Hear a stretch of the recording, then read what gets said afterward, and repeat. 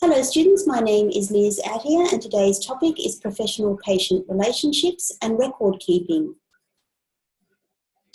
So professional patient relationships and record keeping.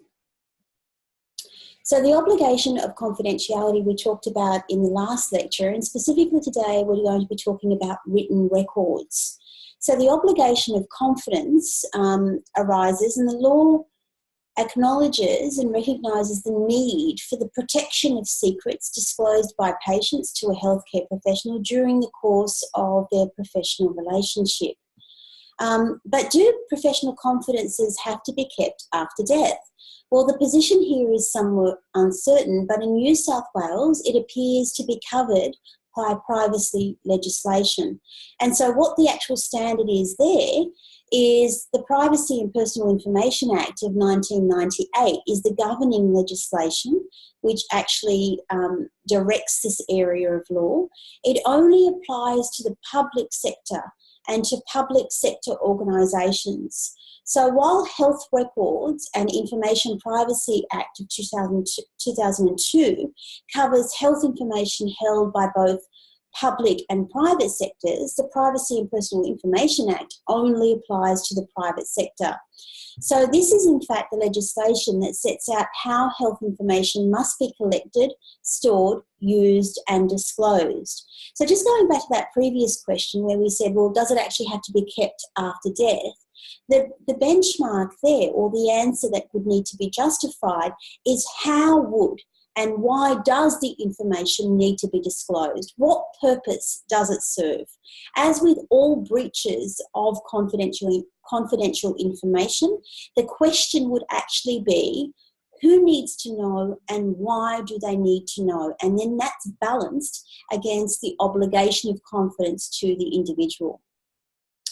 So in terms of our legislation as it applies to medical records in New South Wales are defined by the Health Records and Information Privacy Act. So now this is the third piece of legislation which we're talking about, and are the record of events in relation to a patient. So they assist the healthcare professional in the care of their patients. Their records must be kept adequately, and if records are not kept adequately, it may be argued that a breach of the appropriate standard of care has been maintained, and that may result in a successful action of negligence.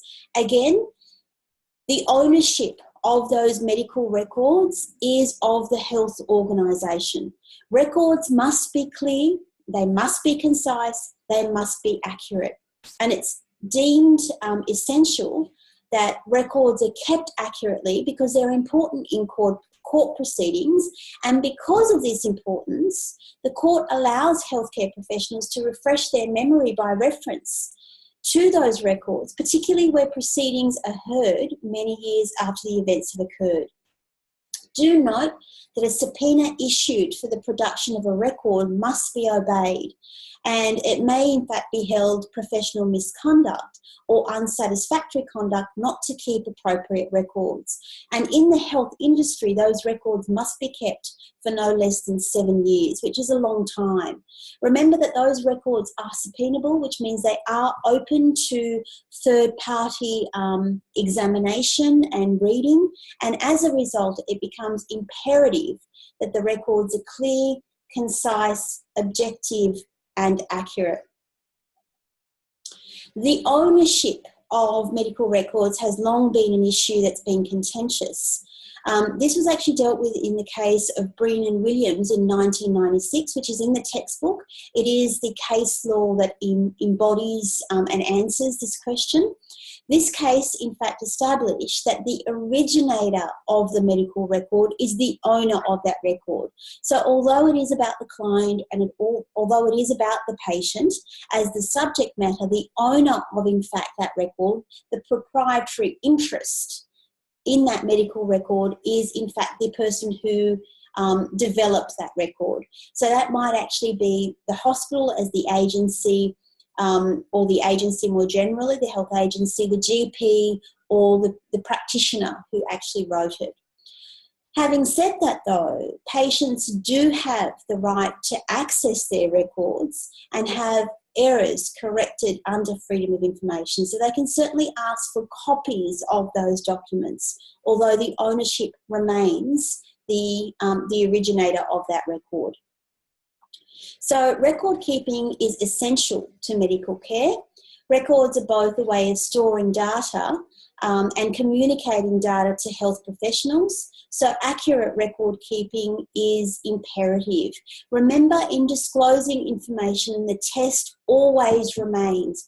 Why does that health professional need to know? And unless you can answer that, then it might well be that you would need to answer a breach of confidence allegation. So the information should only be shared if it serves the interests of the patient or shares the interests of an obligation to the public. So in terms, I guess, of practical tips there with accurate record keeping, it is in the guidelines from WE in 2000, which is ensuring accuracy, avoiding too many abbreviations. Acronyms should be avoided, avoiding value judgments, and recording objectively changes in status, and clearly using English. That might seem straightforward, but you'd be surprised. Making sure the records are up to date, using the current date in entering notes, recording if the patient does not want to follow the health professional's advice, which is a risk minimisation strategies, keeping records for no less than 7 years, being specific as possible, recording the patient's history, and recording treatments provided.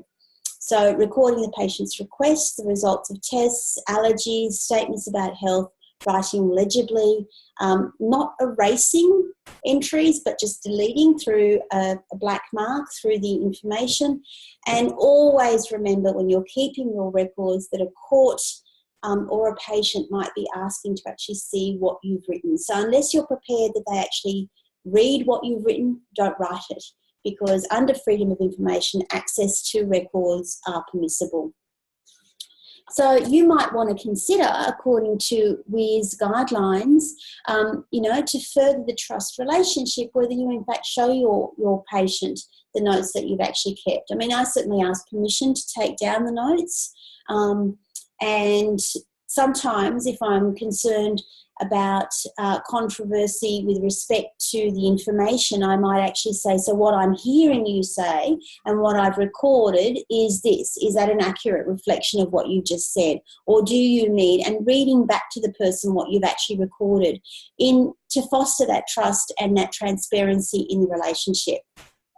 Clearly, you're going to be avoiding discussing the patient's condition in public places. Also avoid social media avenues there. Even if you think you've de-identified information, just be mindful of the fact that if you've provided enough detail as to the identity of the person being assumed or found out, that might well be considered a breach of confidence. So if you're talking about information as to where the person might have lived or their age or what time and day they came and saw you, and it can be traced as to who that person is, then you've actually breached confidence, because even though you might not have said their name, you've actually provided enough detail to identify who they are for a person who might be interested to find out who you're speaking about. Thank you, students. That brings today's topic to an end.